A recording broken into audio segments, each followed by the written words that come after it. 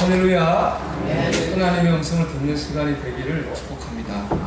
제가 얼마 전은 아니죠. 어느 날 이렇게 겪었던 얘기 하나 할까요?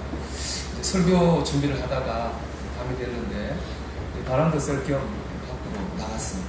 밖으로 나갔는데 저기 이제 어두운 데서 한 분이 걸어오더라고요. 유교에 이제 가끔 나오셨던 분입니다. 그런데 그분의 이제 가방을 메고 오는데 그 모습이 너무 이렇게 피곤해 보이신다고 해야 될까요? 피곤해 보이시더라고요. 어깨는 처져 있고 시선은 이렇게 땅을 향해 있고 발걸음은 터덜터덜 이렇게 걸어오는데 굳이 이렇게 물어보지 않아도 오늘 그분의 하루가 얼마나 힘들었는가 하는 거가 이렇게 느껴지더라고요. 제가 아는 척을 못했어요. 그분이 그런 모습을 목사인 제게 보이기를 원하시지 않을 것 같더라고요. 그래서 이제 아는 척 하지 않고 4층에 다시 이제 서재로 올라왔는데 참 많은 생각이 들었습니다. 제가 늘 설교할 때마다 많이 하는 말이 있습니다. 믿음으로 이깁시다. 참고 견뎌야 됩니다. 그리스도인답게 바르게 살아야 됩니다. 열심히 믿어야 됩니다. 이런 말을 참 많이 하는데요. 이런 말들이 저렇게 삶에 지친 교인들에게 얼마나 위로가 되고 힘이 되었을까? 그런 생각이 너무너무 많이 들었습니다. 참 고민도 많이 됐습니다. 인간적으로 목회는 참 모질고 독하다 이렇게 생각이 들었어요. 지금도 충분히 무거운 인생의 짐을 지고 가고 있는 사람들에게 또 다른 짐을 주는 일이 아닌가. 이래야 됩니다. 저래야 됩니다. 생각을 하고 있으니까 그런 생각이 들었습니다. 참 많은 생각이 들었던 그런 밤이었는데요. 오늘 이제 성서 읽어야 했다가 오늘 이 본문을 묵상하면서 그때 그분의 모습이 생각이 났던 것은 아마 오늘 이 본문에 나타난 주님의 모습이라면 힘이 되지 않았을까? 오늘 본문에 다 주님의 모습이라면 위로가 되지 않았을까? 하는 생각이 들었기 때문입니다. 오늘 본문에 계시된 주님의 모습은 우리의 아픔을 아시는 분입니다. 우리의 아픔을 공감하시는 분이고 나아가 우리의 마음과 몸을 치료하시는 분, 바로 오늘 본문에 나오신 예수님입니다. 예수님이 갈릴리 홍수 근처를 걷고 있었거든요. 사람들이 병자 하나를 데리고 왔어요. 그 병자는 귀가 안 들려요. 말도 못하는 그런 병자였습니다. 주님께서 그 병자를 치유하여 주셨습니다. 치유하시는 방법이 좀 특이합니다. 이 귀에다 양손가락을 넣으셨어요. 그리고 손에 침을 발라가지고 그 침을 그 사람의 입에 댔습니다. 그리고 한번 크게 하고 탄식하시고 에바다 이렇게 말씀하셨어요. 에바다는 열려라 이런 뜻이거든요. 그 순간에 이제 이 귀가 열리고 입이 터지는 역사가 있었습니다. 우리가 오늘 본문 집중하고자 하는 것은 뭐냐? 이 치유의 과정입니다. 주님이 치료하시는 과정에 우리가 좀 집중하였으면 좋겠습니다. 과정이 좀 복잡합니다. 귀에 손을 대고 침을 바르고 한숨 쉬시고 복잡한데 주님이 다른 병자를 치료하실 때는 이렇게 하지 않았어요. 말씀으로 했거든요. 어떤 때는 부드럽게 아들아 나라 내가 병에서 모여 평안할지어다 이렇게 부드럽게 말씀하셨지 아니면 귀신아 그 사람에게서 물러가라 이렇게 단호하게 말씀하셨어요. 어쨌든 말씀을 하셨거든요. 그렇게 보면 이 본문에서는 주님이 에바다 한마디만 하시면 됩니다. 그 외에 다른 모든 퍼포먼스는 필요가 없는 불필요한 행동이라고 할 수 있습니다. 그럼에도 불구하고 주님이 이런 행동을 하신 이유가 있겠죠. 그게 오늘 말씀 핵심입니다. 그 이유는 뭐냐? 먼저 그의 상한 마음을 치유하시기 위해서입니다. 여러분 아시겠지만 사람이 몸 아프면 몸만 아프지 않습니다. 몸 아프면 마음도 아픕니다. 돈 나가면 돈만 나가지 않습니다. 돈 따라 나가는 사람 관계도 나가고 아픈 게 참 많죠. 몸은 그렇습니다. 이 사람 생각해 보십시오. 말 못하고 듣지 못하고 산 세월 동안에 얼마나 많은 마음의 상처를 받았겠습니까? 사람들의 조롱과 무시를 많이 당했을 겁니다. 그런가 하면 하고 싶은 일, 가지고 싶은 거 분명히 꿈이 있을 텐데 자기 처지 때문에 꿈도 꾸지 못하고 시도도 하지 못한다고 하는 그런 벽에 부닥친 시간도 분명히 많이 있었을 것입니다. 열등감이 쌓인 적도 있었을 겁니다. 그런 것들이 켜켜이 쌓여서 가슴이 멍들고 마음이 병들었을 겁니다.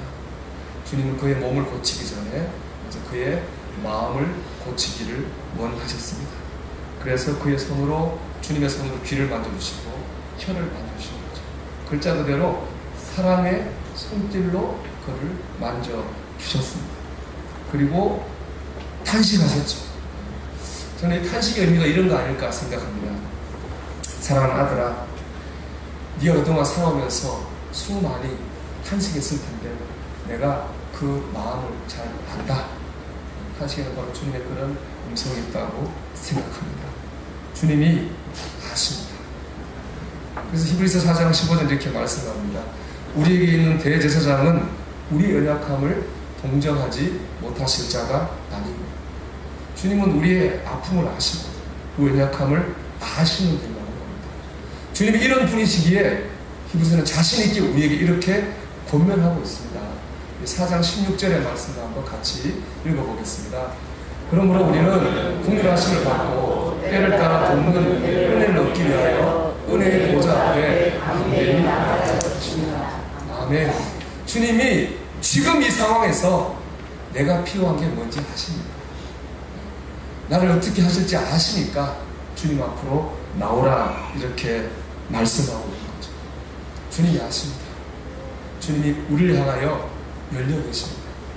주님의 눈이 우리를 향하여 열려 있습니다. 여러분, 그 주님 앞으로 나오시기를 바랍니다. 이 치료의 과정에 따라 그 주님의 마음이 열리시죠. 이렇게 마음이 열릴 때 치유 역사가 나타납니다.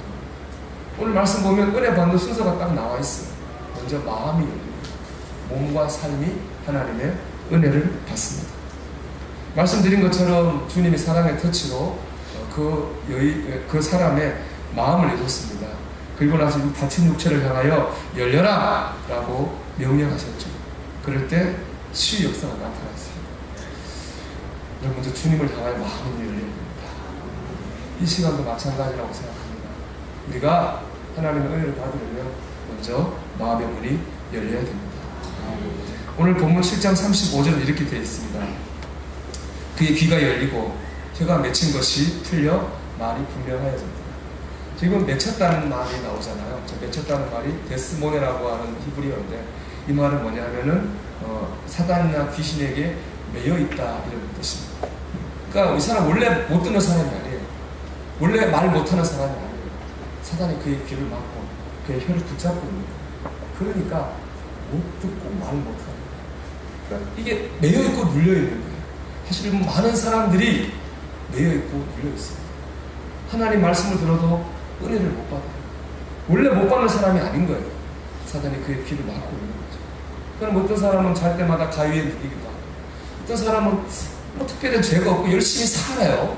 열심히 사는데도 일이 잘 되지 않고 자꾸 막히는 그런 일들이 있습니다. 매여 있고 눌려 있어서 그렇습니다. 에바다가 그런 거라고 생각합니다. 그런 사람에게 주님이 에바다! 열려라 하실 때에 눌린 것이 풀어지고 매인 것이 끊어진 역사가 그에게 나타나게 된 것입니다. 여러분, 내가 원래 그런 사람이 아닙니다. 내가 원래 말씀을 들어도 은혜 못 받고 그런 강박한 마음이 아니에요. 눌려 있어서 그렇습니다. 내가 무능한 사람이 아닙니다. 내가 타고나기를 재수가 없게 타고나가지고 하는 일마다 일이 안 되는 그런 사람이 아닙니다. 우리가 막혀있고 눌려있고 매여있기 때문에 우리에게 그런 어려움이 있는 것입니다. 다 열려야 됩니다. 닫혀있어서 그렇게 되는 거예요. 토니 캄폴로라고 하는 이태리 사람인데, 이분은 이제 미국에서 교수님 하는데, 이분이 여름 휴가를 이제 갔습니다. 휴가를 미국이니까 하와이로 가셨어요. 시차가 안 맞아가지고 잠을 못 이루는데 새벽 한 2시에 잠이 안 와가지고 배고프고 해서 뭘 사 먹으려고 식당을 찾아갔더니 해변가에 이렇게 아주 흐름한 식당이 있더라고요.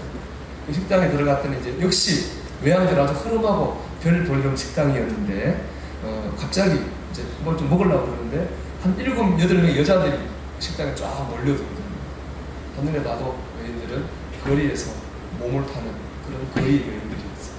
이제 식당에 와서 얘기하면 그 중에 한 여성이 이런 얘기를 하죠. 야, 얘들아, 나 내일 생일이야. 내가 이제 39살이 되네. 그랬어요. 그랬더니 그 얘기를 듣던 다른 여자가 이렇게 반응합니다. 그래서 어떡하라고? 뭐 생일 챙겨달라고? 야, 네가 지금 생일 챙겨달라고 할 그럴 처지가 돼? 그렇게 하니까 여러분 가는 말이 안 좋은데 가기 좋은 말 하겠습니까? 야, 내가 이제 생일 챙겨달라고 그랬어? 너 왜 그래? 하고서 울며 불며 그 자리에서 대판 싸움이 벌어졌어요. 교수님 보기에 그래요. 아무것도 아니잖아요. 생일이라고 그래. 생일 축하해. 이 한마디면 되는 거 아니에요? 그 한마디를 못해가지고 싸움이 난 거죠. 그걸 본 그 토니 캄폴로 교수의 분석이 이렇습니다. 그 여인들이 내면에 갖고 상처가 너무 커서 마음이 다쳐요. 그래서 생일 축하해. 그 한마디를 못해가지고 싸우고 분쟁하고 저렇게 있다는 것입니다. 마음이 다치면 그렇습니다. 우리가 원래 그런 사람이 아닌데, 우리 원래 그럴 사람들이 아닌데 우리 마음이 닫혀있으면 그렇게 되는 거예요. 그래서 그 토니 캄폴로 교수가 이제 그 여인들이 나간 다음에 주인을 불렀습니다. 그리고 저 여자들은 자주 옵니까? 네, 매일 옵니다. 매일 오면 단골인데 별로 반갑지 않은 단골입니다.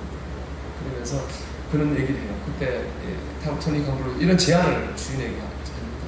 그러면 저 여자분이 한 사람이 생일이라고 하는데 내일 내가 돈을 낼 테니까 우리 식당에서 저 여자분의 생일잔 파티를 해주면 어떻겠습니까? 그 얘기를 하니까 이 부인이 갑자기 뛰어들어 얘기하면 좋은 생각입니다. 원래 그 여자 이름은 글로레스라고 하는 여인인데, 좀 아그네스라고 하는 여인인데 원래는 마음이 참 착해요. 참 착한데 불쌍한 사는 힘들어서 그렇습니다. 원래는 착한 사람인데 그런데 이제 생일 잔치를 해주기로 합니다. 그래서 그 부인이 거리 여자들에게 다 연락합니다. 오늘은 생일 파티라 음식이 공짜다. 다 와라. 그랬더니 그 식당이 그런 여자들로 꽉 찼습니다. 꽉 차고 이제 그 아그네스가 뭐 평상시에 왔더니 어떻게 했겠어요? 갑자기 다 이제 깜짝 파티가 되는 거죠. 생일 축하합니다. 영어로 불렀겠죠. 해피 벌스데이 투 했겠죠. 여자가 너무 감동받아서 그 자리에서 얼어 붙었어요. 평생 그런 걸 한 번도 겪어본 적이 없는 거예요. 그리고 그 케이크를 줬더니 케이크를 못 먹어요. 평생 받아본 적이 없는 거예요. 이 케이크 집에 가져가서 보관하면 안 될까? 케이크 가져가서 보관하면 안 돼. 떠난 다음에 토니 캄폴로 교수가 일어나서 이런 제안을 합니다. 남아의 사람. 네가 생일 파티를 했는데 네가 아그네스를 위해가지고 또 우리 손을 위해서 이 시간 하나님께 기도를 한번 드리면 어떻겠습니까? 그런 제안을 하고 거기서 기도를 합니다. 기도하는데 거기는 모인 사람들이 전부 다 울면서 서로 은혜를 나누며 기도하는 역사가 일어났습니다. 그 토니 캄폴로 교수에 의하면은 정말 아무리 봐도 교회 같지 않은 그곳에서 가장 경건한 기도가 있었다. 그런 얘기를 합니다. 이 경험을 바탕으로 책을 한 권 쓰는데요. 그 책의 제목이 뭐냐면 하나님의 나라는 파티입니다. 라는 책을 씁니다. 우리말 하나님의 나라는 잔치입니다. 이런 여러분 마음이 열리면 그때 하나님의 나라가 임합니다. 마음이 열리면 하나님의 잔치를 천국 잔치 우리가 체험할 수 있습니다.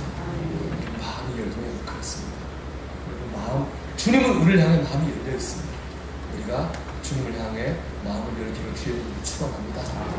마지막으로 두 가지를 우리 삶에 적용하기를 권면하는 말씀을 마치려고 합니다. 첫째, 우리의 귀가 열려야 되겠습니다. 주님이 귀를 열어줬잖아요. 물론 이 귀를 여는 건 주님이 여는 거예요. 우리가 할 수 있는 게 있어요. 그건 뭐냐? 좋은 걸 듣는 거예요. 저는 그렇게 생각해요. 좋은 걸 듣는 거예요. 여러분 좋은 걸 들으십시오. 찬양을 들으십시오. 제가 지금도 가끔 흥얼이는 찬양이 있습니다. 예전에 극동방송 차 타고 가다가 극동방송에 들은 찬양인데 어릴 때 불렀 찬양 너무 좋아서요. 내 하나님은 크고 힘있고 능있어 못할 일 전혀 없네. 저 산들도 그의 것 바다도 그의 것 달들도 그의 솜씨. 내 하나님은 크고 힘있고 능있어 못할 일 전혀 없네. 그걸 딱 듣는 내 마음이 확 와닿더라고요. 지금 그거 들은 지 1년이 지났거든요. 근데도 이렇게 가끔 생각합니다. 좋은 걸 들으려고 하십시오. 우리가 귀를 열지는 못하지만 우리가 찬양을 듣고 그런 좋은 걸 자꾸 듣다 보면 우리 마음이 열리게 될 줄 믿습니다. 두 번째, 주님이 입을 여셨잖아요. 우리 입도 열도록 노력해야 되겠습니다. 이 말은 믿음의 말을 해야 됩니다. 믿음의 말을 할 때는 아닙니다. 믿음의 언어는 본질적으로 긍정의 언어입니다. 오늘 말씀 우리 민수기 14장 28절 읽어볼까요? 같이 읽겠습니다. 그들에게 이르기를 여호와의 말씀에 내 삶을 두고 맹세하노라. 너희 말이 내 귀에 들린 대로 내가 너희에게 하나님이 아멘. 오늘 말씀 보면 너희 말이 내 귀에 들린 대로 하나님이 한다고 했어요. 이 말은 뭐죠? 우리가 말한 대로 하나님이 행하시겠다는 거예요. 근데 우리의 말이 매일 안 좋은 말만 하면 어떤 일이 나겠습니까? 우리의 삶에 안 좋은 일이 날 수밖에 없습니다.